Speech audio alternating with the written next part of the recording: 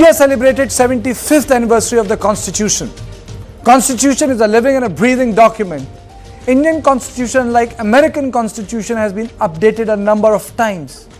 It is a secular and republican in outlook and provides safeguards to every section of the Indian society. Both Prime Minister Narendra Modi and leader of Opposition Rahul Gandhi spoke on the Constitution. There was a stark difference. Rahul's articulation brought out ideological inconsistency and reduced the Constitution to the issue of caste and reservation, though he spoke of ahimsa and truth. Prime Minister Narendra Modi, on the other hand, associated it with the nation and its ability to change and adapt.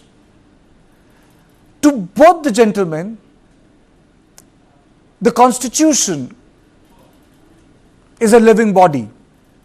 But the issue is that the Constitution continues to be a site of political contestation. So let me play out the bite of both the gentlemen, and then we'll talk to political analyst, ideologue Arun Anand. हमारा संविधान हमारे वर्तमान और हमारे भविष्य का मार्गदर्शक है। बीते 75 वर्षों में देश के सामने जो भी चुनौतियां आई हैं, हमारे संविधान ने हर उस चुनौती का समाधान करने के लिए उचित मार्ग दिखाया है। इसी कालखंड में आपातकाल जैसा समय भी आया और हमारे संविधान ने लोकतंत्र के सामने आई इस चुनौती का भी सामना किया। हमारा संविधान देश की हर जरूरत, हर अपेक्षा पर खरा उतरा है। संविधान से मिली इस शक्ति की वजह से ही आज जम्मू कश्मीर में भी बाबा साहब का संविधान पूरी तरह लागू हुआ है। आज वहां पहली बार संविधान दिवस मनाया गया है। मैं आपको गारंटी देकर कह रहा हूं कि नरेंद्र मोदी जी ने इस किताब को नहीं पढ़ा है, क्योंकि अगर नरेंद्र मोदी जी ने ये किताब पढ़ी होती तो वो जो रोज करते हैं वो नहीं करते। ये इसको हम संविधान कहते हैं और इसको किताब का फॉर्म दे रखा है, मगर ये एक किताब नहीं है। ये हिंदुस्तान की हजारों साल की सोच है। मैं आपसे पूछना चाहता हूं, इसमें सावरकर जी की आवाज है क्या? इसमें कहीं लिखा है कि हिंसा का प्रयोग करना चाहिए? इसमें कहीं लिखा है कि किसी व्यक्ति को मारना चाहिए, डराना चाहिए, काटना चाहिए? कहीं लिखा है इस किताब में? इस किताब में लिखा है कि झूठ का प्रयोग कर कर सरकार चलानी चाहिए। मुझे दिखा दो कहां लिखा है इसमें। Okay, this is the first set of bite. Then I'll play the second set of bite. Let me go across to Arun.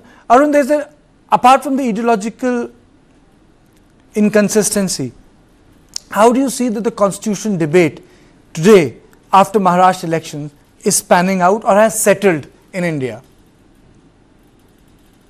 Karthika, thank you for inviting me and good evening to all your viewers.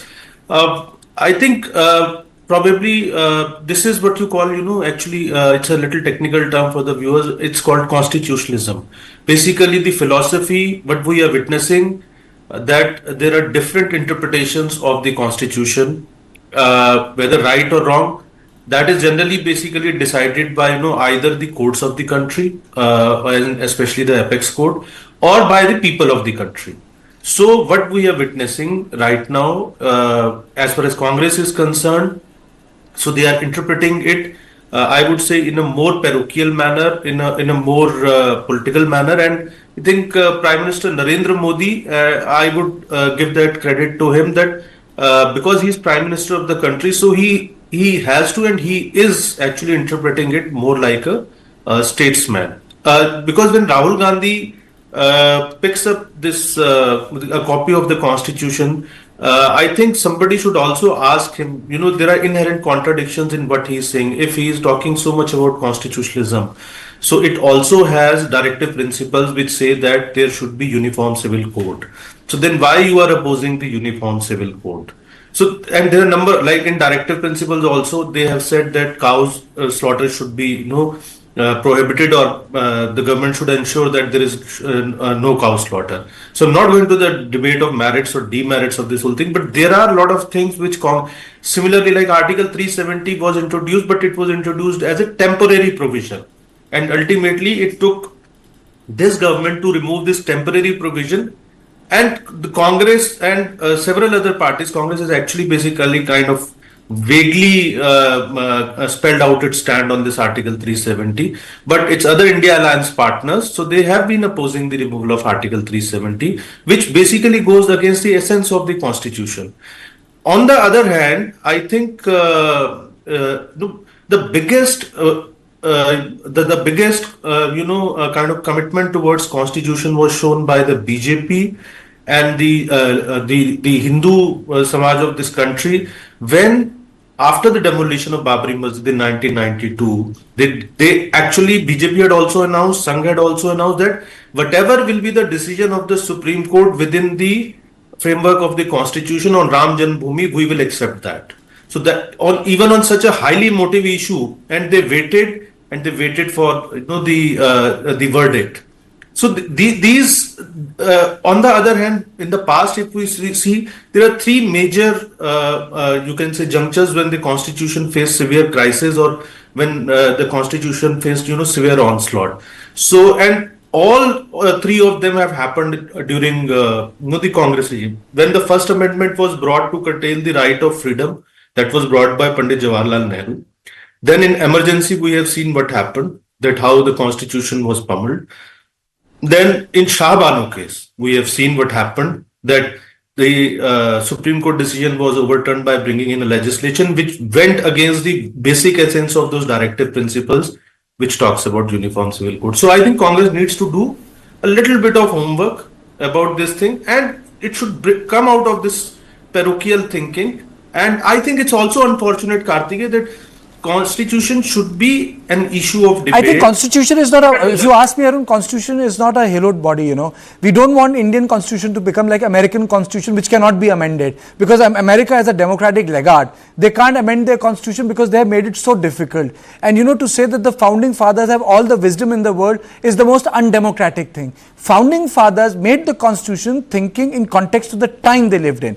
Even if you look at when there was a petition which was thrown out by the Supreme Court on the preamble, on the secular and the socialist, the court said that, well, our constitution has adopted these words, but then the government of the day, suiting the sentiment and the need of the time, can do the relevant changes. So the court was pretty much clear. Let me play out the second set of bite of the Prime Minister Modi and Rahul Gandhi, and then I'll come back to you. 26 नवंबर आज के ही दिन 1949 में संविधान सभा में अपने समापन भाषण में डॉक्टर राजेंद्र प्रसाद जी ने कहा था, भारत को आज ईमानदार लोगों के एक समूह से ज्यादा कुछ नहीं चाहिए, जो अपने हितों से आगे देश का हित रखेंगे। नेशन फर्स्ट, राष्ट्र सर्वप्रथम की यही भावना भारत के संविधान को आने वाली कई सदियों तक जीवंत बनाए रखेगी। हर रोज हिंदुस्तान में आदिवासी युवा, दलित युवा, पिछड़े वर्ग का युवा सपना देखता है, मैं इंजीनियर बनूं, मैं डॉक्टर बनूं, मैं लॉयर बनूं, मैं मीडिया में जाऊं, मैं आईएएस अफसर बनूं। मगर सच्चाई यह है कि इस देश का पूरा सिस्टम पिछड़ों, दलितों और आदिवासियों के खिलाफ खड़ा हुआ है। यह सच्चाई है, क्योंकि अगर नहीं होता तो मीडिया में हमें ओबीसी वर्ग के, दलित वर्ग के, पिछड़े वर्ग के युवा दिखते, एंकर दिखते, मालिक दिखते। 200 बड़ी बड़ी कंपनियां हैं, अदानी जी, अंबानी जी, टाटा, बिरला। इन कंपनीज में दलित, आदिवासी, पिछड़े लोग हमें मैनेजमेंट में दिखते, मालिकों की लिस्ट में दिखते, मगर नहीं। आपको हिंदुस्तान की 200 सबसे बड़ी कंपनियों की मालिकों की लिस्ट में एक ओबीसी नहीं मिलेगा, एक दलित नहीं मिलेगा, एक पिछड़े वर्ग का नहीं मिलेगा। ये सच्चाई है। Arun, my question to you is, I mean, so there's no doubt that affirmative action is a very important part of constitution and constitutionalism. But can Indian constitution and the debate on it be reduced to only affirmative action? I mean, aren't there other redeeming features of the Indian constitution, the republican ideals inspired by the French Revolution? How do you look at this debate of the constitution being just reduced to affirmative action?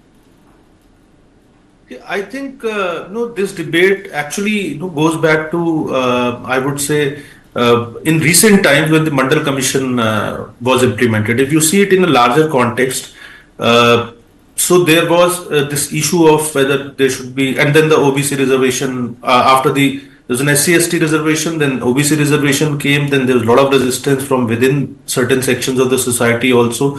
But now, because of the sheer demography, the issue of providing reservation and caste census and all these issues have kind of come on the top of the agenda, and the kind of debate which we are having, I'm sure even Rahul Gandhi haven't read the complete copy of the constitution, and it is not, constitution is not something like when he says कि मैं कहता हूँ कि उन्होंने ये किताब नहीं पढ़ी होगी, it is not like a fiction novel or this thing that you will read it from cover to cover kind of a thing. It's a kind of a reference document which provides you the main framework, and whenever you are doing something, so then of course you have a look at the constitution whether it is feasible or not. It's what but he's talking about is the letter of the constitution. But do you think the debate should be on the spirit of the debate should be on the spirit of the constitution. Do you think that the Congress today has occupied the space that the Samajwadis have left, because they disappeared after 1998? The remnants were either part of NDA or UPA. The Congress has gone into that space. It has become the new Mandalite party. In fact, it has not become the new Mandalite party. I would say it has become the, it is occupying that space which CPI ML has left. I wouldn't say, the Samajwadis, because the Samajwadi space, it still had, there was some sense of. There's something very, very important. Arun, I'm falling short of time. Did you notice the original constitution is not a red book? It's in black.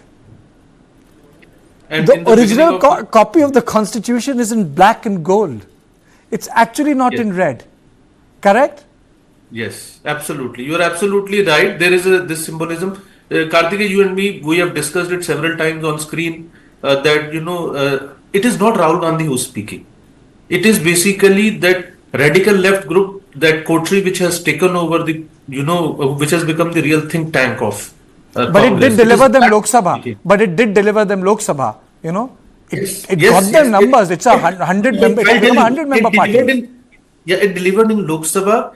It had more to do with complacency of the BJP, rather than they were not able to counter that. Of course, it delivered, but it had more to do with complacency of the BJP. And frankly speaking, I don't agree too much with this thesis that it's basically only this thing which has paid. Because if this is a kind of an emotive issue, it should have paid him in the assembly elections, because that's another debate,